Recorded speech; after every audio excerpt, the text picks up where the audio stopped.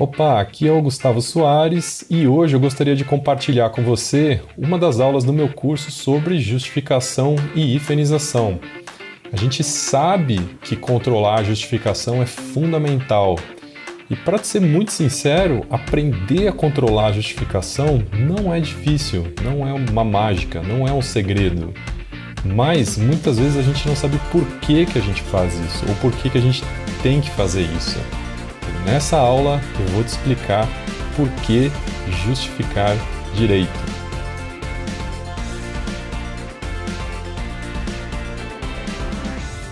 Bom, controlar o texto e proporcionar uma boa experiência de leitura tem dois motivos. O primeiro é o mais fácil de entender e é praticamente estético, né? Então a gente olhar aquela mancha de texto, né? Olhar aquela coluna e ver ela cheia de buraco branco não é bonito, né? E nada elegante.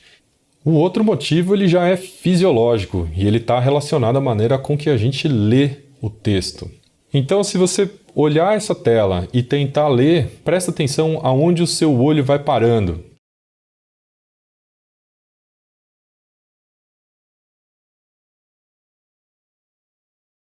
Afonso, Henrique, Lima, Barreto, Nasceu.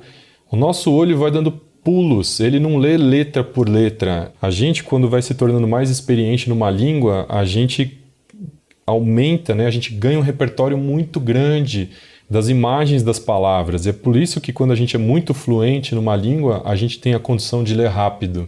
E quando a gente está aprendendo uma segunda língua, uma terceira língua, a gente vai ler mais devagar, porque a gente não tem ainda o repertório de todas essas palavras. Então, o meu olho, para essa massa de texto, ele se ancora nesses pontos que estão em azul. E ele dá esses pulos em amarelo e ele não lê, de certa forma, o que está abaixo desses arcos amarelos. Ele simplesmente assume pelo contexto das palavras. Então, pode ser que os seus saltos, os saltos dos seus olhos, sejam diferentes do meu. Mas os seus olhos vão dar esses saltos. E se você fizer uma leitura atenta, você vai encontrar esse padrão. E aí a coisa fica interessante, porque o que garante que esses saltos tenham uma certa previsibilidade é o espaço branco. O espaço branco que está dentro das letras, o espaço branco que está entre as letras e o espaço branco que está entre as palavras. Então, o que acontece com esses espaços brancos dentro das letras, entre as palavras, é que quando eles são regulares, que seria o texto alinhado à esquerda, os nossos olhos eles conseguem assumir uma certa previsibilidade nesses saltos. Então, é quase como se fosse... Eu tenho uma outra metáfora que eu gosto, né? É como se fosse a gente caminhar numa calçada que é perfeita, né? Numa calçada que está perfeitamente pavimentada. Ou seja, a gente não fica preocupado com o nosso passo, a gente não presta atenção nele, a gente simplesmente caminha.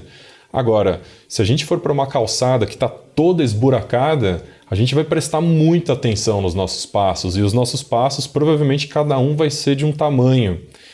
E essa diferença gritante entre os espaços brancos, que é o resultado de uma justificação mal feita, gera na gente um gasto cognitivo, né, um gasto de energia cognitiva que resulta em ficar cansado mais cedo. Então a gente vai ver ali aquele espaço todo aumenta, diminui, aumenta, diminui, aumenta, diminui, uma linha a gente lê mais rápido, outra linha a gente lê mais devagar e a gente vai cansar mais rápido. Então, quando esse espaço é muito pequeno, que é o das fontes condensadas, você vai reparar que a gente lê isso muito mais rápido, né? Então, fontes condensadas a gente lê muito mais rápido do que fontes expandidas, né? Fontes estendidas. Por incrível que pareça, controlar o espaço branco significa controlar o ritmo de leitura, e controlar o ritmo de leitura significa proporcionar uma boa experiência de leitura. E isso é marca registrada de qualquer projeto bem feito. Então, agora que você sabe por que justificar direito é fundamental, vamos ver como.